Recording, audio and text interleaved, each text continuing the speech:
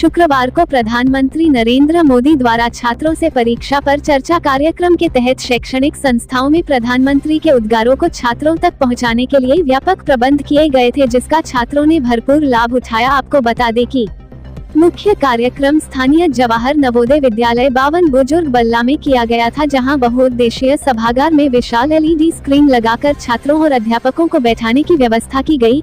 इस दौरान विद्यालय के छात्र छात्राओं ने प्रधानमंत्री द्वारा शिक्षा ग्रहण करने और उसके उद्देश्य के साथ साथ केवल परीक्षा में उत्तीर्ण होने के लिए अंक प्राप्त करने के लिए पढ़ाई करने जैसे विषयों पर जो विचार व्यक्त किए, उनको छात्रों ने बड़े गौर से सुना और संकल्प लिया कि वह प्रधानमंत्री के भाषणों से प्रेरणा लेकर अपने जीवन को एक नई दिशा देंगे। कार्यक्रम में प्रधानमंत्री के संबोधन के दौरान एकदम शांति का माहौल था। सभी छात्र छात्राएं एकाग्र होकर प्रधानमंत्री के संबोधन को सुन रहे थे। कार्यक्रम के उपरांत कार्यक्रम के आयोजक डॉ. AN राय ने कहा कि छात्र और छात्राएं प्रधानमंत्री के उद्बोधन को सुनकर गदगद हैं। निश्चित रूप से उन्हें अपना भावी करियर बनाने में एक प्रेरणा मिलेगी। इस मौके पर विद्यालय के उप प्राचार्य तथा विद्यालय के 31 शिक्षक शिक्षिकाएं एवं अन्य कर्मचारी तथा 441 छात्र छात्राएं इस कार्यक्रम के साक्षी रहे।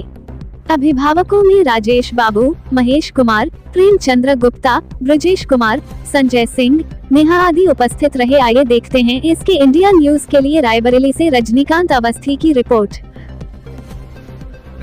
देश के प्रधानमंत्री नरेंद्र मोदी जी का कार्यक्रम चल रहा है नवोदय विद्यालय के लिए परीक्षा पर चर्चा। देखा काफ़ी बच्चे उत्सुकता से देख रहे हैं, तो इस संदर्भ में क्या कहेंगे आप? ये अभी बोर्ड की परीक्षा होने वाली है और सारे बच्चे अपने तैयारी में जुटे हुए हैं। हमारे माननीय प्रधानमंत्री, यशस्वी प्रधानमंत्री हर साल लगभग ये कार्यक्रम आयोजित करते हैं बच्चों को प्रोत्साहित करने के लिए, और कोरोना काल में ये नहीं किए, ये 5वीं बार ये कार्यक्रम हमारे माननीय प्रधानमंत्री जी कर रहे हैं। और ये उनका एक अभियान है कि परीक्षा को लेकर कोई भी छात्र तनाव में नहीं रहे और माता पिता ज़्यादा MBBS नहीं हो, ज़्यादा वो एम्बिशन नहीं रखें, ज़्यादा अपनी महत्वाकांक्षा पाल लेते हैं, जिसका प्रभाव हमारे बच्चों पर पड़ता है और बच्चे दबाव पर आते हैं। हमारे शिक्षक भी इन्हें दबाव में रहते हैं, प्राचार्य भी दबाव में रहते हैं कि हमें अच्छा रिजल्ट देना है, सरकार का टारगेट पूरा करना है। तो इन सारे से लेकर के एक टारगेट प्राप्त करने का माहौल व्याप्त हो जाता है छात्रों में और अभिभावकों में, शिक्षकों में, प्राचार्यों में। तो उसको दूर करने के लिए हमारे माननीय यशस्वी प्रधानमंत्री ने ये कार्यक्रम चलाए कि आप अपने रूटीन वर्क में बढ़िया ढंग से कार्य कीजिए।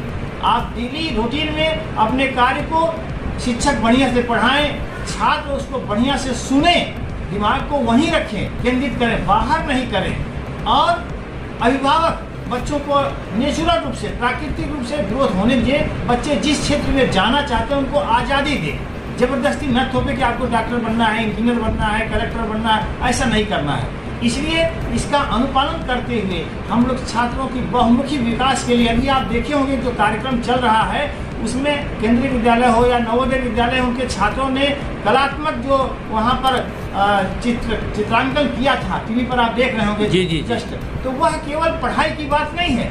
मनुष्य का विकास सर्वांगीण विकास होना चाहिए। अगर आप केवल शैक्षणिक रूप से सबल हैं लेकिन आप मानसिक रूप से सबल नहीं हैं या शारीरिक रूप से सबल नहीं हैं, तो आपका पूर्ण विकास नहीं होगा।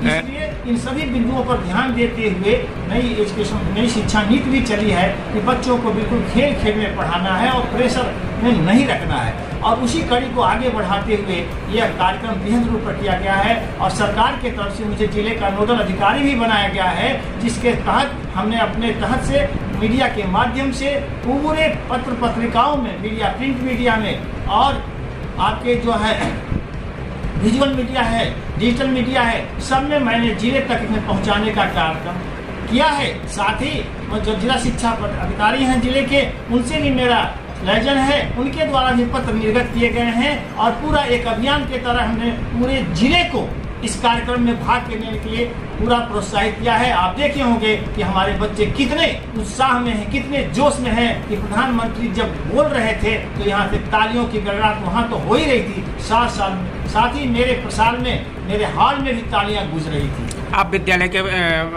प्राचार्य हैं, तो कार्यक्रम के दौरान परीक्षा पर चर्चा प्रधानमंत्री नरेंद्र मोदी जी की कौन सी बात ऐसी अच्छी लगी जो विद्यालय को काफ़ी प्रभावित करेगी? उन्होंने बच्चों को कहा कि एकाग्र रहो, क्लास में रह करके, और आप अपने दिमाग को अगर बाहर रखते हैं तो उस क्लास में रहने से कोई उसका महत्व नहीं है। जी।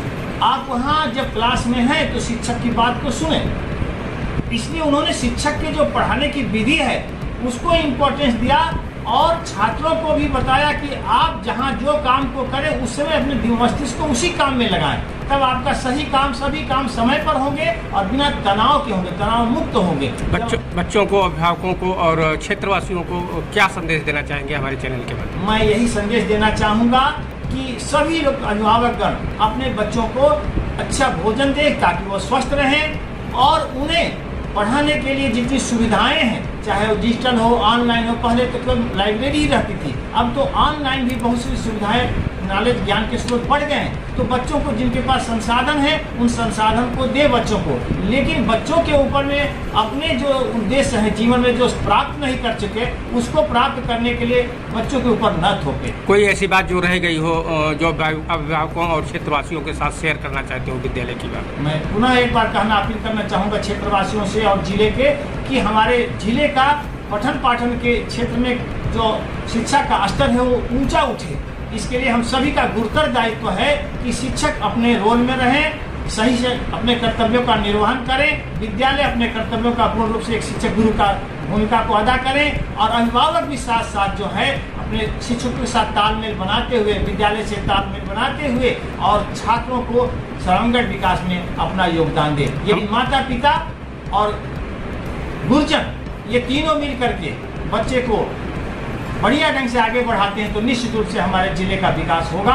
शिक्षा के क्षेत्र में हम एक लंबी दूरी तय करेंगे। हमारे चैनल के साथ बातचीत करने के लिए, बहुत सारी जानकारी देने के लिए बहुत बहुत धन्यवाद आपका। धन्यवाद सर, आपने हमको समय दिया, इसके लिए हम विद्यालय परिवार की तरफ से आपके प्रति आभार करते हैं। Thank you. मुझे कितना ज्ञान पाना है, कितना अर्जित करना है, मैं ऑनलाइन जाकर के दुनिया में जिस छोर से जो भी अवेलेबल है मैं अपने मोबाइल फोन पर या अपने आईपैड पर ले आऊंगा, इसको मैं और ऑफलाइन